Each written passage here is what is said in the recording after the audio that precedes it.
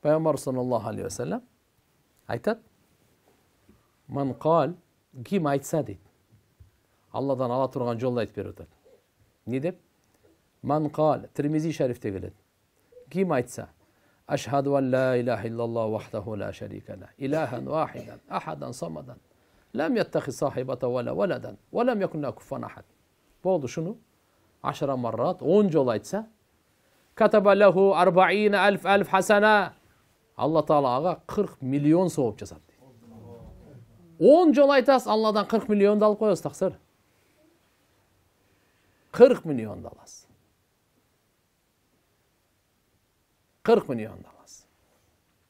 Курандын ар бир тамгасына 10 сауап аласыз. Дуа, охо. Дуа менен жеткен жерге башка нерсе менен жетпейт. Шектенбей дуа кылайлы. Бекапар болбой дуа кылайлы. Арам жебей дуа кылайлы. Арам кийинбей дуа кылайлы. Күнөөдөн сактанып дуа кылайлы. Туганчылык мамилени үзбөй дуа кылайлы. Дуанын шарттары бар. Ар бир дуа эле кабыл боло бербейт.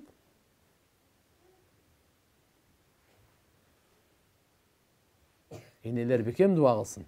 Демек өзүнүн затында намаз таштабас. Куран, зикир, дуа таштабас. Жакшы мүнөз менен. Жакшы мүнөз менен. Сабырдуулук менен. Азыраак сүйлөп. Көбүрөөк зикир кылып. Тилди зикир менен алейк кылайлы. Тилди зикир менен алейк кылайлы. Тил сөз сүйлөш керек да. Тим более аялдар. Сүйлөбөй койсо болбойт. Сөз сүйлөш керек. Сүйлөп калыш керек. Жок. Зикир менен алейк кылайлы. Тилибизди нурлайлы. Тилибизди нурлайлы.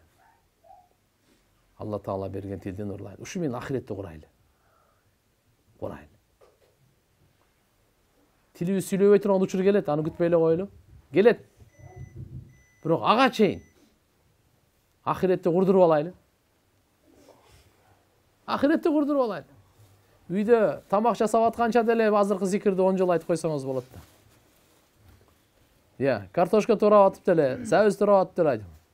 Төшөк салып шыпырып атып деле айтып, идиш ак жууп атып деле айтып коет да буну. Бирок шайтан узак болот сизден. Бу дүйнөдөгү таасири жүрөккө васваса кыла албайт зикир кылган учурда. Шайтан өзүнүн бай васвасасы бар да. Шприц бар, шприцти билесиңер, шприц. Шприцти мында сайып туруп эмел. Кудум ушундай жүрөккө ушундай саят да. Акырын өзүнүкүн. Арам ойлорду, арам пикирлерди, арам сөздөрдү тагат да. Зикир кылганда бул качат. Так. Зикир кылган сайын шайтан алсырайт. Зикир кылган сайын шайтан узак болот. Бу дүйнөдө ахиреттечи кабырда зикирден өткөн адамды Алланын азабынан куткаруучу амал жок деген пайгамбарыбыз. Ошон үчүн келиңиздер, мүнөзүбүздү оңдойлу, пейилибизди оңдойлу. Дүйнөгө болгон көз карашты оңдойлу. Бул дүйнөгө биз туруктуу, түбөлүтү калганга келген эмеспиз. Абдулла ибн Умар разияллаху анхумага пайгамбар саллаллаху алейхи ва саллям айткан: "Кун фид дунья кааннака гариб ау абиру сабил." Абдулла, сен дүйнөдө бир мусафир, жолоочу катары жашагын дүйнөдө. Бул жакта кала тургандай болуп жашаба. Өлө тургандай болуп жаша. Өлө тургандай болуп жаша. Өлө тургандай болуп жаша. Өлөбүз, бирок тириле тургандай болуп өлөйлү. Тириле тургандай болуп өлөйлү.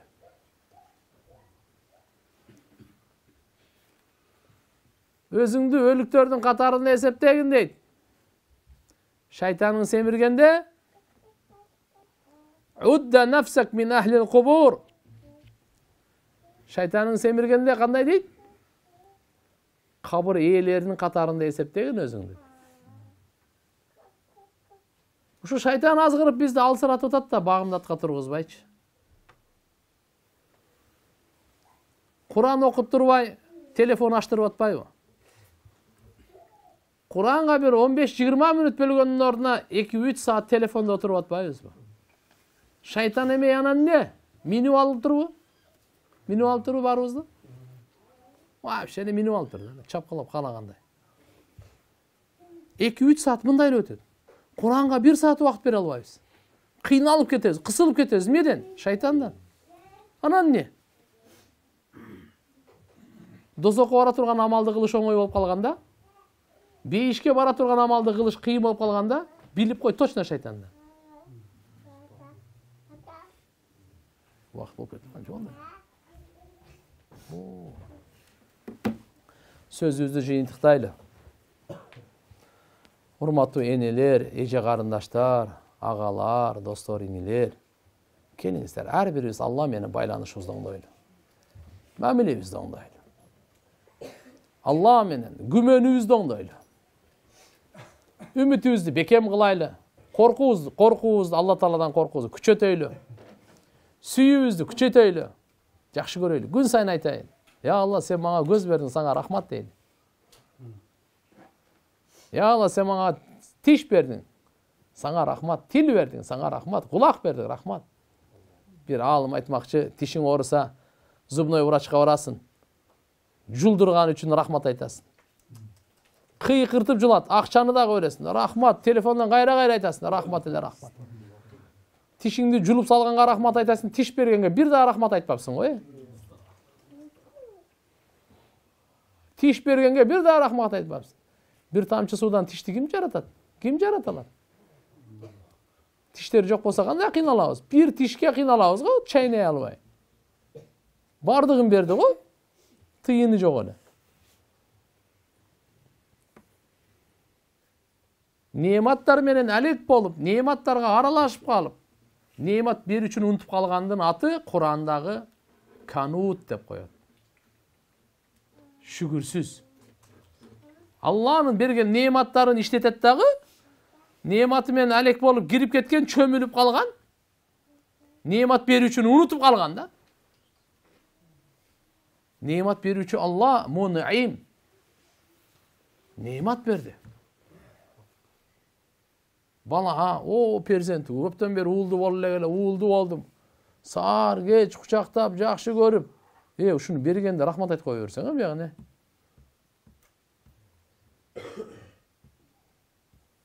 Алла Тааланын бергенди. Алла берди го баланы. Кызды ким берди? Алла берди го, жакшы көрөсүң, кызым эле кызым. Ушуну бергенде де рахмат айтып койсоң, Алланын неематтарын бири-бирибизге эстетип турбайлыбы? Алланын неематтарын бири-бирибизге эстетип турайлы. Күйөөсү аялын эстетип турсун, аялы күйөөсүн эстетип турсун. Ата-энеси балдарын эстетип турсун, балдар ата-энесин эстетип турсун. Алланын берген неематтарын эстетейли. Биздин үйүбүздө ушу сабак болсун. Алланын неематын эстөө жана эстетүү деген сабак болсун. Канчалык эстесек, неемат бизде кала берет, көбөйө берет. Неематка шүгүр кылгандын пайдасы ушул. Калат, көбөйөт. Сакталат, көбөйөт. Алланын неематын эстемейинче Алланын мухаббаты жүрөккө келбейт, билип коюң. Алланын неематын эстемейинче Алланын мухаббаты жүрөккө келбейт. Алланын мухаббаты келмейинче намазды жакшы көрүп окуй албайбыз. Куранды жакшы көрүп окуй албайбыз. Зикирди жакшы көрүп, Алла жакшы көргөн амалдарды жакшы көрө албай калабыз. Эмне үчүн? Алланын мухаббаты жүрөккө келдик. Алла мухаббаты эмне үчүн келдик? Алланын неематын эстебейбиз. Алла неематын да эстетет, кудуретин да көрсөтөт. Пайгамбарларга айтат, пайгамбарлар, эки ишти кылалар, давай. Неематты көрсөткүлө, айткыла неематтарды. Алла неематы менен эстетет, болбойбу? Кудурети менен. Тоң моюн болбогула дейт. Бирибизде Алла Тааланын неематын эстетейли. Аллага шүгүр. Аллага шүгүр. Анан урматтуу энелер, өзгөчө үйдүн нурлуу амалдары көбүрөөгү сиздердин колуңуздарда. Күйөөнүн көңүлүн көтөргөн адалдан таап келиңиз. Катыган нан жесек да адалдан таап келиң. Мен билбейм каяктан табасың, короче, мага кийгизгин. мен ойношум керек, мен жыргашым керек, мен дозокко таяр болушум керек дей бербейли да.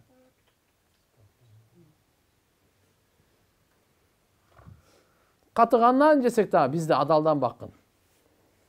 Бизди адалдан баккын. Катыгандан жесек да.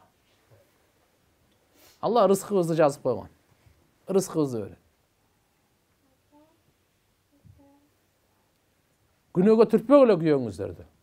Балдарды күнөөгө түртпөгүлө. Пайгамбар саллаллаху алейхи ва саллям тууралуу Айша энебизден сураганда, кандай үйдө деди да. Үйдө эмне кылат пайгамбарыбыз деп сурашты да. Айша энебиз айтты, үйдө эмне кылмак эле? Жылмайып жүрөт дайыма. Жайыма жылмайып жүрөт, күлүп жүрөт. Бала чакасын эркелетет. Намаз болгондо болду. Намаздын учурунда бизди тааныбай калат дейт. Неберелерин мингизип алат. Сиз көрсөңүз айтасыз, пайгамбар ушундай кылабы депчи. Небересин мингизип алат. Чучу кылат. Ана. Пайгамбар саллаллаху алейхи ва саллям мечитте, минбарда жума күнү баян кылып атат. Хазрет Хасан же Хусейн экөөнүн бирөөсү радыйаллаху анхума келип калды.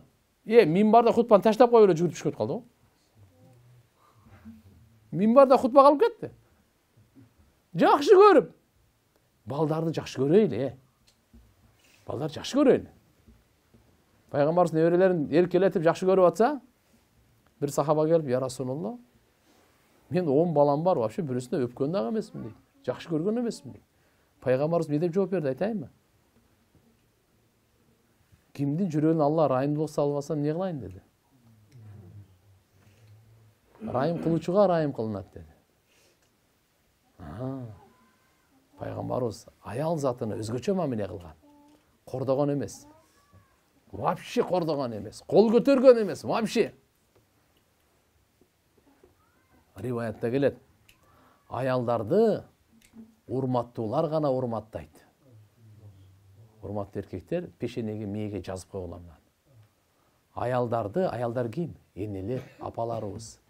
Аялдар ким? Эжелерибиз, карындаштарыбыз. Аялдар ким? Биздин өзүбүздүн аялдарыбыз. Аялдар ким? Кыздарыбыз.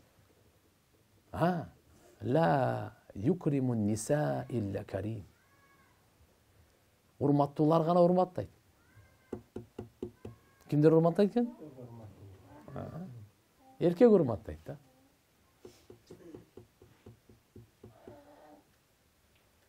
Вала юхинухунна илля лаим. Ким кордойт? Пас адамдар кордойт. Аялдарды акылы кем адамдар кордойт. Төмөн адамдар кордойт. Подлый, глупой, скупой дегендер. Мондайлар кордойт. Биз дават аркылуу эгерде даватка чыгып дагы аялдарды урматтай албасак, анда сиздики чатак.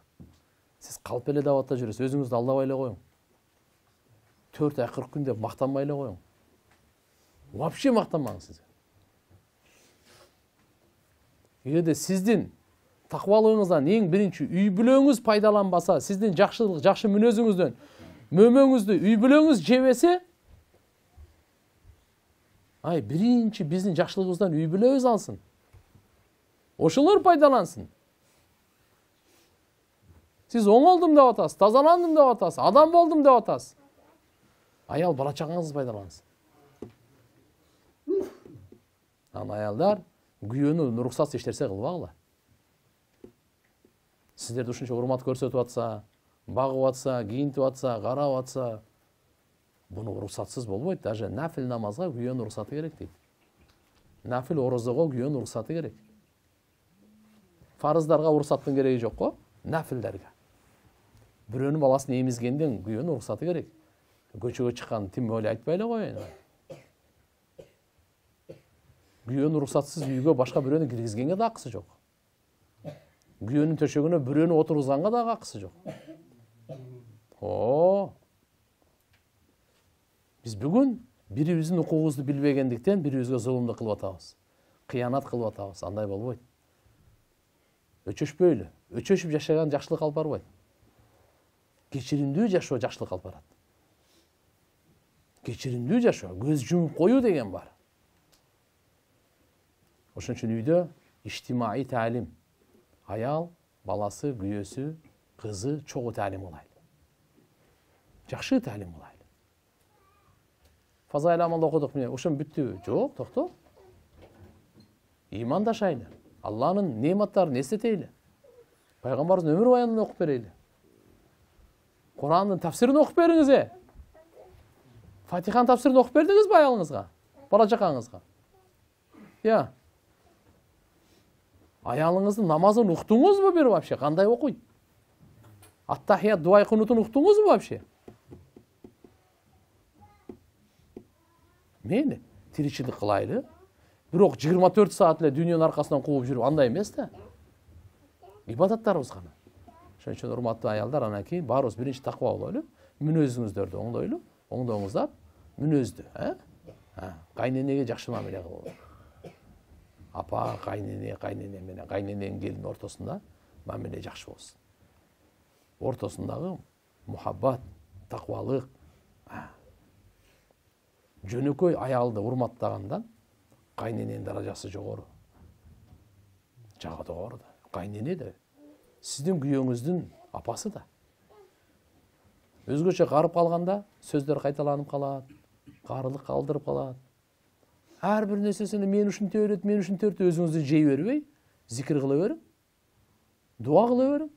Жакшылык кылсаңыз Алла үчүн кылың. Кайненеңиз үчүн кылбаңыз. Кайненеңизге жакшылык кылып, адан акысын күтпөңүз.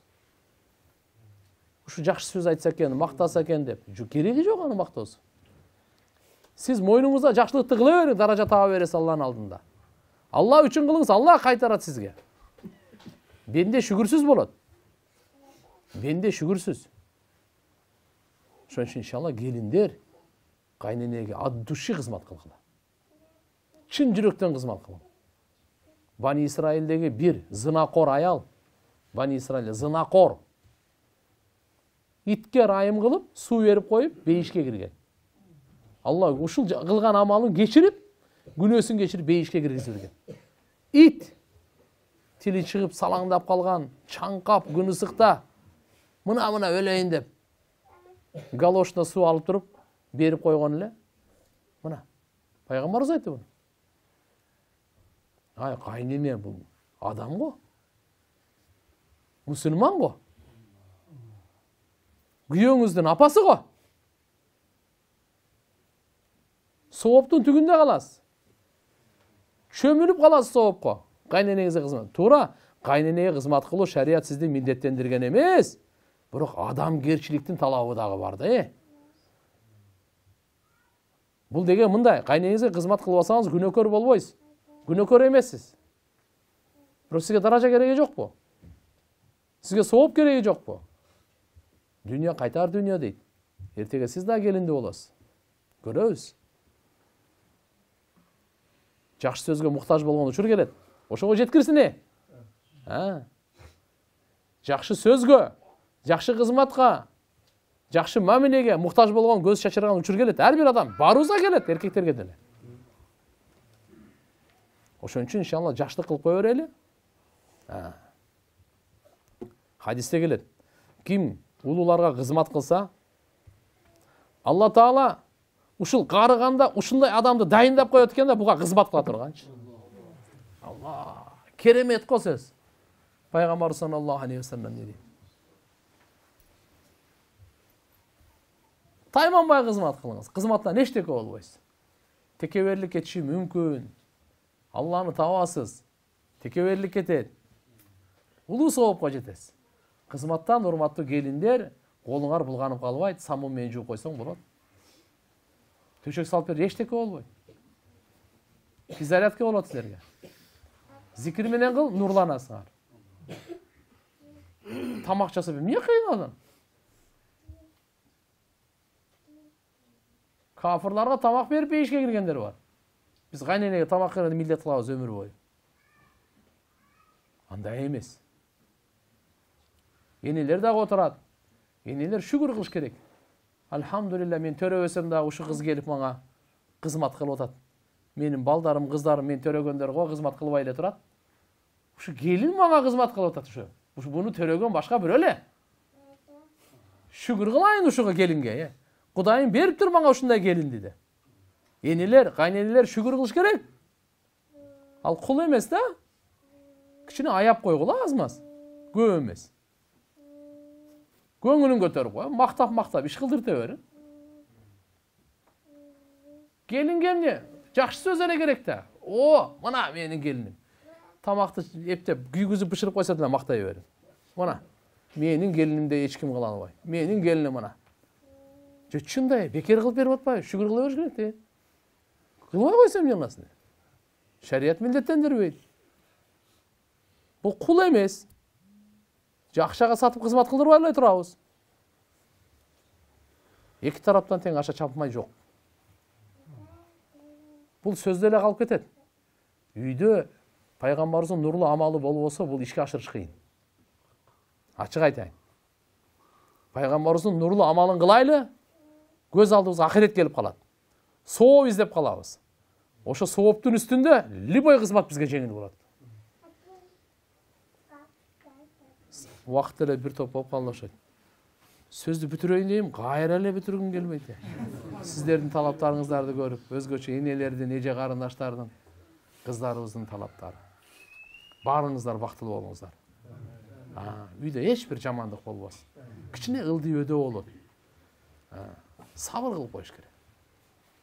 Ар бир сөзгө эле жооп берип, ар бир сөздүн аркасынан тирешип, ар бир сөзгө эле жармашып, андай болот. Кичине эркектер айкөл болуш керек. Көз жумуп коюш керек. Кулк мүнөз, пайгамбарыбыз Алла кулк мүнөз менен мактаган. Көп намаз окуйсуң, көп орозо тутасың, көп садака бересиң, көп ажылык кыласың деп мактаган эмес. Улуу кулк мүнөз ээсин деп мактаган.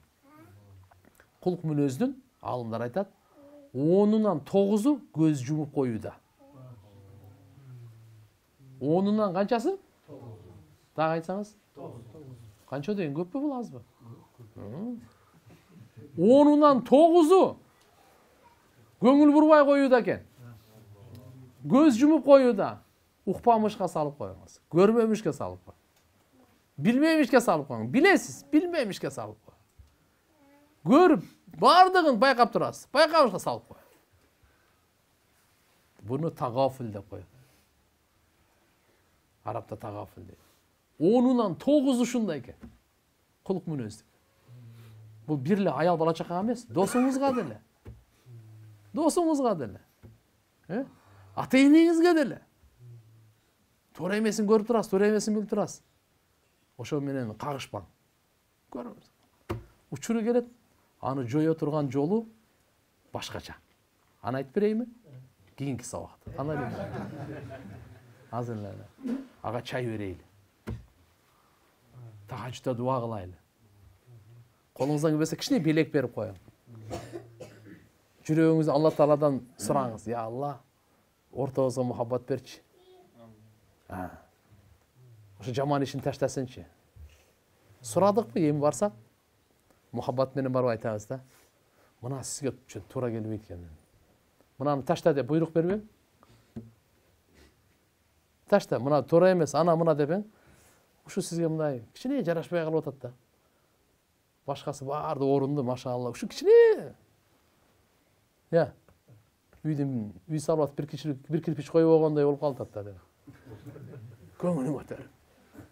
Чайды бергенден кийин, белек бергенден кийин жылмайып сүйүнүп калат. Анан кийин так киши таштап коюң. Болбосо ага чейин айтпай эле коюң. Ага чейин айтсаңыз, артык кылам деп тыртык кыласыз. Убакыт болду да? Кой, болду кылайлы. Да айтпасын, бул молдо менен бекерчилер топтоп алып эрмектеди го бизди деп, я. Ниет кылайлы, эркектерден, аялдардан ниет кылайлы. Бирибизди жакшы көрөйлү. Бирибиздин жакшылыгыбызды көрө алайлы. Иштарды кылбайлы. Ар кимге Алла берет. Жүрөктү текеберликтен тазалайлы. Жөнөкөй болойлу. Жөнөкөй жашайлы. Мен. Ошон үчүн айтат да, өзгөчөлөнө бериң, бирок текеберленмең дейт да. Өзгөчө кийим кийесиз, өзгөчө машина айдайсыз, өзгөчө басасыз. Каалагандай баспайсызбы? Бир буттап басасызбы? Бирок текеберленмең башкаларга. Я. Ачууланыңыз. Каалагандай ачууланыңыз. Бирок башканын жүрөгүн сындырбаңыз. Башканын жүрөгүн сындырбаңыз. Ачуулана бериң. Талашыңыз, каалаганыңыз менен талашыңыз. Бирок кордобоңуз да. Мен сөзүм түшүнүктүүбү? Мусулмандар укугу өтө көп. Үчөөбүз ушундай укук бар. Ушу үчөөнү аткарсак, бардык мусулмандардын укуктарын аткаргандай болобуз. Биринчиси. Жакшылык каалаңыз. Биз жакшылык каалаганды үйрөнөйлү. Жакшылык каалай албайсызбы? Кыжаат кылбаңыз. Пайда жеткириңиз. Пайда жеткире албайсызбы? Зыян жеткирбеңиз. Мактаңыз. Мактай албайсызбы? Жамандабаң. Анан урматтуу эркектер, үйдө гыйбат болбосун. Башкаларды көчөдө, башка интернетте мен токтото албасам дагы, мен үйүмдү токтото алам да. Сиздин алдыңызда аялыңыз гыйбат кылбасын. Сиз да гыйбат кылбаң, аял да гыйбат кылбасын. Балаңыз, кызыңыз гыйбат кылбасын туугандарды. Айыптарын айтпасын алардыкын. Достор, кошуналарды эч кимдин айыбын айтпасын. Үйдө сиздин алдыңызда гыйбат болбош керек. Жала тем более. Ушунчалык болсо Алла хидаят берсин дегенди үйрөтүң. Алла хидаят берсин. Жамандык кылып атат, айнып атат. Алла хидаят берсин. Үйдө талимдер бекем болсун, ибадаттар бекем болсун. 3 күнгө ниет кылыла, урматтуу. Энелер, эже карындаштар, эркектер да ниет кыламыз турат менен. 15 күн, 40 күн. Алланын жолуна чыгып, дагы бекемделебиз. Дагы нурланабыз. Өзүбүздөн жакшылар менен бөлүшөбүз жакшылыктарды. Жамандардын иштерин жабабыз. Ошон үчүн пайгамбарыбыз мактап айткан, даңк болсун деген. Кимди Алла Таала жакшылыктарын ачкычы кылган, жамандыктарын жапкычы кылган, ошол адамга даңк болсун деген. Шору курусун деген. Бактысыздык болсун. Жакшылыктын жапкычы, жамандардын ачкычы деген. Вайл дейт. Ошон үчүн баарыңыздар келиңиздер. Жакшылыктардын ачкычы болойлу, жамандардын жапкычы болойлу. Ушул жерден бир жамаат менен, машаалла, нарынга барып келейли, Баткенге барып келейли, Көлгө барайлы, Жалал Абадка барайлы, Таласка барайлы, Ошко барайлы. Жамаат менен барып, жакшылыктардын ачкычы болойлу. Жамандардын жапкычы болойлу. Текебердин эшигин жабайлы. Хасат көрө албастыктын эшигин жабайлы. Кара ниеттин эшигин жабайлы. Чагымчылыктын эшигин жабайлы. Эки жүздүүлүктүн эшигин жабайлы. Сараңдыктын эшигин жабайлы. Кичпейилдиктин эшигин ачайлы. Доорукерликтин эшигин ачайлы. Адамгерчиликтин эшигин ачайлы. Таквалыктын эшигин ачайлы. Жомарттыктын эшигин ачайлы. Батырлыктын эшигин ачайлы. Ачайлы. Жаба турган, ача турган толтура. Убакыттан ишин асыр деле болуп калды эми. Алла Таалам кабыл кылсын. Чакырганыңыздарга чоң рахмат. Бар болуңуздар. Амин. ربنا آتنا في الدنيا حسنة وفي الآخرة حسنة وقنا عذاب النار.